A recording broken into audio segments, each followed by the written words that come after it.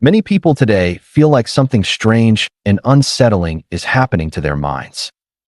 They sense that their constant internet use and the endless stream of videos they watch online might actually be making them less intelligent. And honestly, this probably doesn't surprise anyone at this point. It's incredibly obvious now that pretty much every social media platform has added some kind of short-form content section that you can easily click into. And they definitely want you to click it because they know you'll likely spend huge amounts of time there, drawn in by the constant newness. The material itself is specifically designed to trap your attention for as long as possible, using whatever tricks it can, sometimes even playing multiple videos at the same time, just to keep things fresh and the dopamine levels high. But now, more and more people are beginning to realize that the deeper they get into this type of content, the more mentally numb and pointless they start to feel. It's gotten to the point where people have come up with a name for it, brain rot content, suggesting that watching this kind of stuff is slowly decaying your brain, that it's falling apart in some strange way. And honestly, there's a little truth in that idea.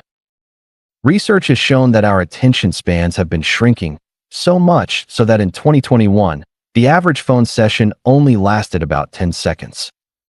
And this conversation isn't even new. People have been bringing it up for ages. I'm not really introducing any groundbreaking ideas here. The fact that the term brain rot exists means this has been a topic of discussion for a while now. But the question is, how true is it really? Is today's internet world genuinely punching holes in all of our brains, reducing us to empty, half-aware humans? Just mindless slaves to whatever the algorithm feeds us, locked into our screens. And if that's true, is it something we can even fight? Well, obviously, there's nothing we can do. It's too late. We're finished. Might as well give up. But here's what I think. Maybe we're not asking the right questions. It seems like people these days are deeply attached to the idea that outside forces are to blame for their actions.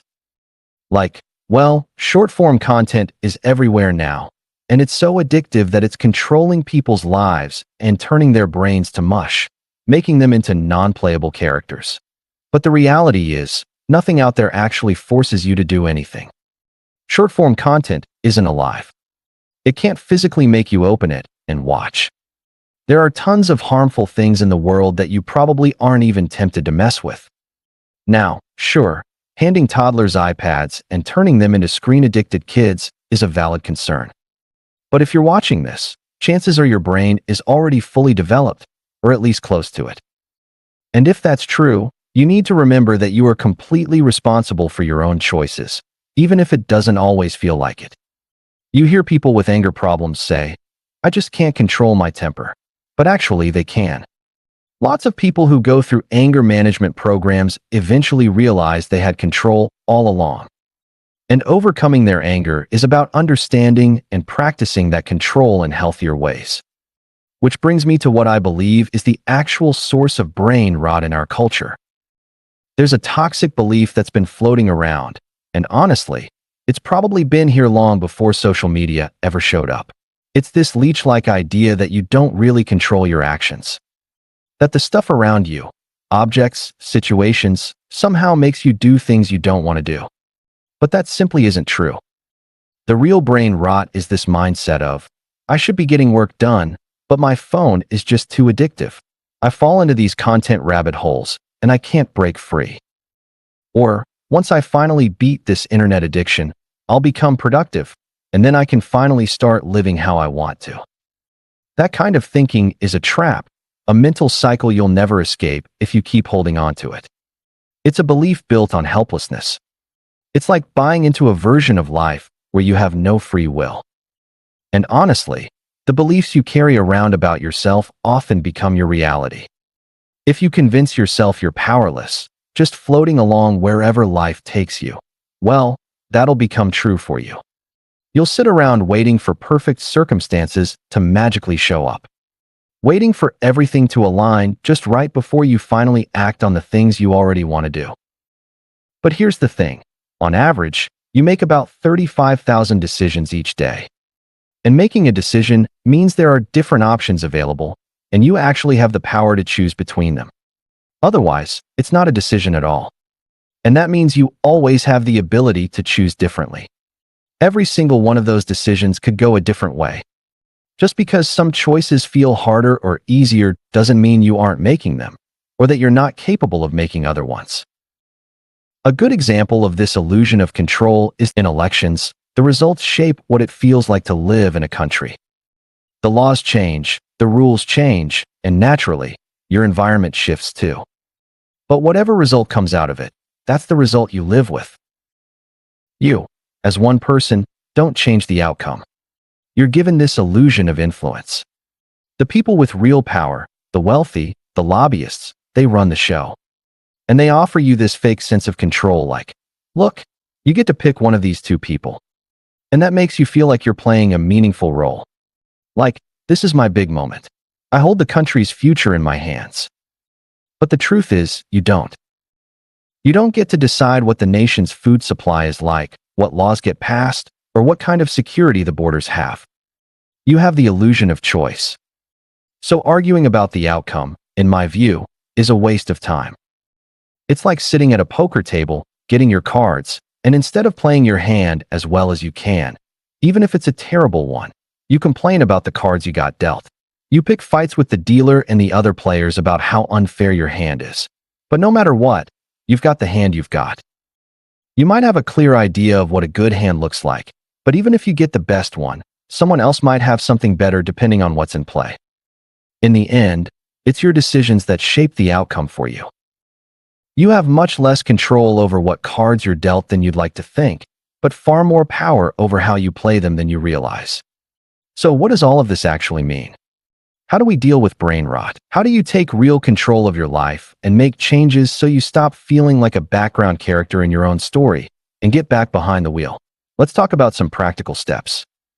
All right, now that you understand the mindset you need to tackle brain rot, which in my opinion is the most crucial part, what are some actual, simple things you can do to hold on to that mindset and stay focused? How do you stop being a passive consumer, wasting the day on useless videos, and regretting it afterward? The first big thing you can do is to pay attention to something I call mental posture and build your daily routine with that idea in mind.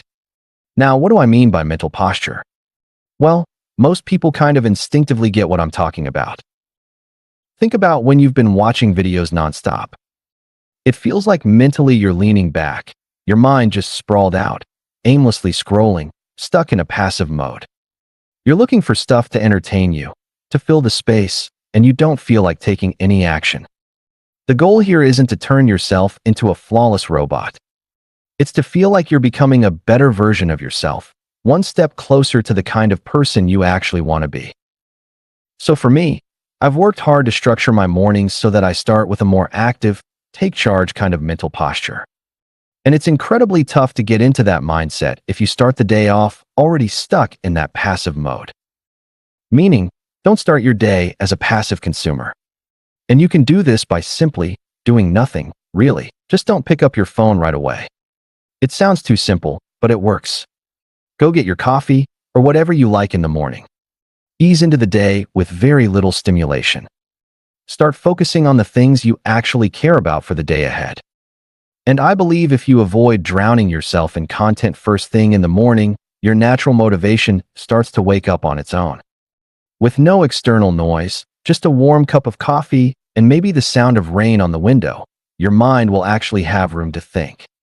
You'll start to consider things like, all right, I have work today. How do I want this to go? You'll start figuring out how you can play the cards you're dealt today in a smarter way, steering the wheel yourself. And the second thing you can do is remove the triggers that pull you into this endless consumption cycle. One of the best moves you can make is to, number one, delete those time-wasting apps from your phone. Seriously. Just get rid of the stuff you don't want in your life. It seems like a no-brainer, but most people won't do it. They keep these pointless, addictive apps sitting on their phones, expecting they'll magically never tap them again. You don't even need to delete your accounts. Just remove the app itself. Make it a little inconvenient. If you really need to check something, you can still log in on your computer or reinstall it later. But putting that tiny barrier in place makes a bigger difference than you might think. It turns an automatic habit into a conscious decision. And sometimes, that little pause is all it takes to realize you don't actually care about whatever you were about to open. Another thing that helps a lot is replacing bad habits with good ones. If you're trying to cut down on short-form videos, it's not enough to just delete apps and stare at the wall all day. Your brain craves stimulation, and if you don't give it something better, it'll find a way to go back to what's easy. So instead of scrolling through TikTok, open a book. Go for a short walk. Start learning a skill you've been curious about. Even simple things like tidying your room or making a to-do list can snap you out of passive mode and shift you into action. It's about training your brain to get that dopamine from things you actually want to be proud of. Now, one last idea I want to share is what I call breaking the loop. If you ever catch yourself in a cycle, maybe it's been an hour of videos, or you've been lying around doing nothing productive, stop everything and physically move. Stand up. Walk outside. Stretch your arms. It sounds too easy, but physically breaking the posture and location you're in helps reset your brain. It reminds you that you're not trapped in this loop and that you can decide what to do next. At the end of the day, this whole brain rot thing isn't really about technology or algorithms controlling you. It's about the little moments where you either choose to stay asleep or wake up, where you either grab the wheel or keep coasting. And once you start to notice those moments, you realize how much of your life is built on tiny, repeatable decisions. It's not about quitting everything fun or turning into some ultra-disciplined machine. It's about creating a version of your life where you feel like you're actually living it, instead of just reacting to it. So if you're feeling numb, drained, or stuck in an endless content loop, you're not broken. Your brain isn't rotting. You've just fallen into a habit cycle. And habits can be changed. Start small. Pay attention to your mental posture. Make your mornings yours again. Clear out the clutter that pulls you into passivity. And give yourself better things to chase. You're still in there. You've still got the wheel.